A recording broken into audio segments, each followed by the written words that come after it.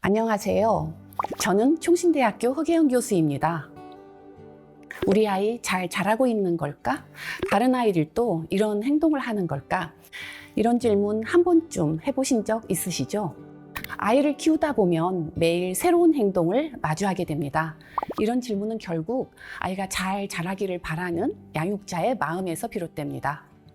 이번 영상에서는 아이의 발달이 어떤 원리로 이루어지는지를 이해하고 발달 이정표를 통해 아이의 발달 상태를 점검해 보도록 합니다. 또한 발달 지연이 의심되는 경우를 알아보고 어떻게 대처해야 하는지도 함께 알아보겠습니다. 먼저 아이 발달의 기본 원리를 하나씩 살펴보겠습니다. 첫 번째 원리는 바로 발달은 일정한 순서에 따라 이루어진다는 것입니다. 아이의 발달은 결코 무작위로 일어나는 것이 아니라 일정한 방향과 순서에 따라 차근차근 진행됩니다. 예를 들어 볼까요? 모든 아기들은 목을 가누고 뒤집고 기고 서고 걷는 순서로 성장합니다. 언어 발달도 마찬가지여서 옹알이 같은 소리를 내다가 한 단어를 말하고 점차 두 단어로 된 문장을 말하는 순서를 거치게 됩니다. 여기서 우리가 꼭 기억해야 할 중요한 점이 있습니다.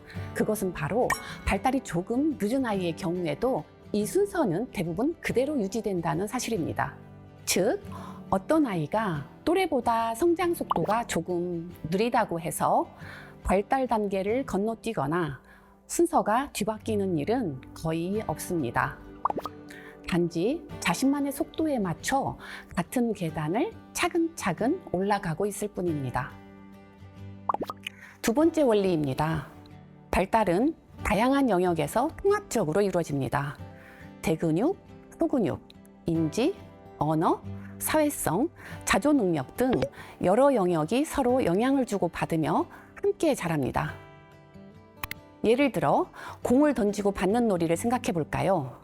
겉으로 보면 대근육 운동이 주가 되는 활동 같지만 이 안에는 집중력, 인지 발달, 친구와의 순서를 지키며 주고받는 능력, 사회성 발달, 말로 규칙을 주고받는 능력, 언어 발달까지 여러 영역이 동시에 작용하고 있습니다. 이처럼 발달은 몸, 마음, 생각, 관계가 함께 성장하는 유기적인 과정입니다. 그래서 한 영역에 어려움이 생기면 다른 영역에도 영향을 줄 수 있고, 반대로 한 영역이 잘 성장하면 다른 영역의 발달도 함께 촉진될 수 있습니다. 이러한 원칙 하에 모든 아이는 저마다의 속도로 자랍니다. 아이들의 발달은 정해진 달력처럼 움직이지 않습니다. 같은 나이, 같은 원령이라 해서 모두가 똑같은 시기에 기고, 걷고, 말하는 것은 아닙니다. 어떤 아이는 말을 빨리 시작하고 어떤 아이는 걷기를 더 먼저 하기도 합니다. 이런 차이는 대부분 정상 범위 내에서 나타나는 자연스러운 다름입니다. 이처럼 발달 속도의 차이는 유전, 기질, 환경, 양육 방식 등 여러 요인에 의해서 영향을 받습니다.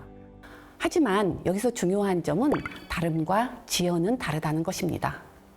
단순히 속도가 느린 것이 아니라 발달이 일정 수준 이상 늦어지거나 특정 영역의 기능이 전반적으로 떨어져 있다면 그건 다름이 아닌 지연일 수 있습니다. 따라서 양육자는 우리 아이가 단지 다른 건지 아니면 지연되어 도움이 필요한 상태인지 구분할 수 있어야 합니다. 즉, 모든 아이는 발달 속도에서 다르지만 지나친 느림은 단순한 다름이 아닌 개입의 신호가 됩니다. 이에 따라 발달 지연이 의심된다면 늦지 않게 지원을 시작하는 게 중요합니다. 먼저 발달은 누적적으로 이루어지는 과정입니다. 발달은 이전의 경험 위에 차곡차곡 쌓여가는 구조를 가지고 있습니다. 그래서 이른 시기의 경험과 자극은 단순히 영아기 혹은 유아기 한 단계에 그치지 않고 이후 발달의 기초가 되어 다음 단계의 적응과 성장에 영향을 미치게 됩니다. 다음으로 발달은 변화 가능한 가소성을 가지고 있습니다. 즉, 아이의 발달은 고정된 것이 아니라 경험과 환경에 따라 달라질 수 있는 유연함을 지닌다는 것입니다. 특히 이 변화 가능성은 0에서 6세 영유아기에 가장 높습니다. 예를 들어 우리의 뇌는 영유아기에 약 90% 이상이 형성된다고 알려져 있을 정도로 이 시기는 중요합니다. 결과적으로 적절한 시기의 지원은 아이의 미래를 위한 최선의 선택입니다. 조금 더 기다려보자는 접근보다는 전문가의 도움을 받아 지금 필요한 지원을 시작하는 것이 바람직합니다. 아이의 발달은 단순히 기다리기보다는 조기에 확인하고 필요한 경우 전문가의 도움을 받는 것이 중요하다는 것을 살펴보았습니다. 그렇다면 구체적으로 아이의 발달은 어떻게 확인할 수 있을까요? 전문가에게 가기 전 가정에서도 쉽게 활용할 수 있는 방법이 있습니다. 바로 발달 이정표를 활용하는 것입니다. 발달 이정표는 일반적으로 따르게 되는 발달의 순서와 시기를 보여주는 기준표라고 할 수 있습니다. 만약 아이가 늦어진 것 같다고 느껴질 때 막연히 불안해하거나 다른 아이와 단순 비교하기보다는 이정표를 기준으로 확인해 보는 것이 도움이 됩니다. 이정표는 이렇게 활용해 보세요. 비교가 아니라 관찰의 도구로 체크가 안 되더라도 한두 항목은 기다려 봅니다. 이정표 항목을 보고 아이와의 상호작용 아이디어도 얻을 수 있습니다. 예를 들어 아이가 빠이빠이를 한다는 항목을 아이 연령의 이정표에서 못한다면 일상에서 빠이빠이 활동을 더해 볼 수가 있습니다. 정기적으로 확인하며 성장의 흐름을 모니터링 해보세요. 만약 여러 영역에서 지속적으로 수행하지 못한다면 선별 도구를 활용해 보거나 전문가 상담을 고려해 보는 것이 좋습니다. 핵심 발달 이정표를 통해 우리 아이의 발달 흐름을 한눈에 이해하고 확인할 수 있습니다.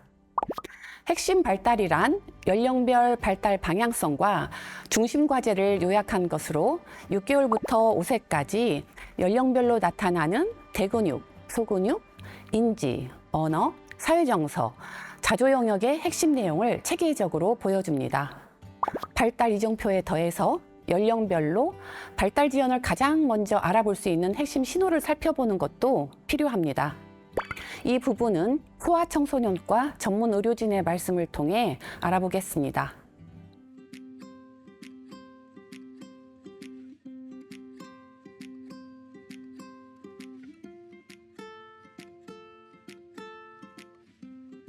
안녕하세요. 고대구로병원 소아청소년과 근무하고 있는 양동아입니다. 발달 지연이 있다고 해서 언어장애, 지적장애, 자폐 스펙트럼 장애 등의 발달 장애로 진단되는 것은 아닙니다. 하지만 아이가 발달 지연 신호를 보일 때 부모님이 이를 빨리 알아차려야 필요한 경우 선별 검사와 전문가 상담으로 이어질 수 있습니다. 예를 들어 생후 6개월이 지나도 눈맞춤이 거의 없거나 머리를 잘 가누지 못한다면 발달 지연을 의심할 수 있습니다. 12개월이 지나도 손짓이나 가리키기 같은 제스처를 보이지 않는 경우 의사소통 발달에 주의가 필요합니다. 18개월이 되어도 걷지 못하거나 의미 있는 단어를 한마디도 하지 못한다면 운동 발달과 언어 발달 모두 평가가 필요합니다. 또 24개월이 지났는데 이 두 단어를 이어 문장을 만들지 못한다면 언어에 대한 평가가 필요합니다. 36개월이 되어도 낯선 사람과 대화가 전혀 되지 않거나 48개월이 되어도 대화의 의미를 잘 이해하지 못하고 묻고 답하기가 길게 이어지지 않는 경우, 5세가 되어도 기본적인 옷 입기, 식사하기 등 자립 행동이 현저히 늦은 경우 발달에 대한 평가가 필요합니다.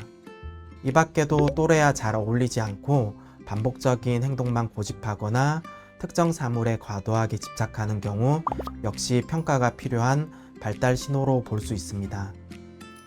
무엇보다 중요한 것은 부모님이 뭔가 다르다, 발달이 늦는 것 같다고 느끼는 그 직관이 매우 의미 있는 관찰이라는 점입니다.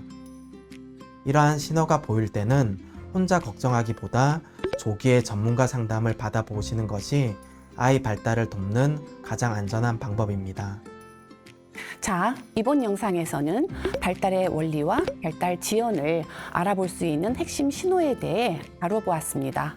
이번 영상은 여기서 마치겠습니다. 감사합니다.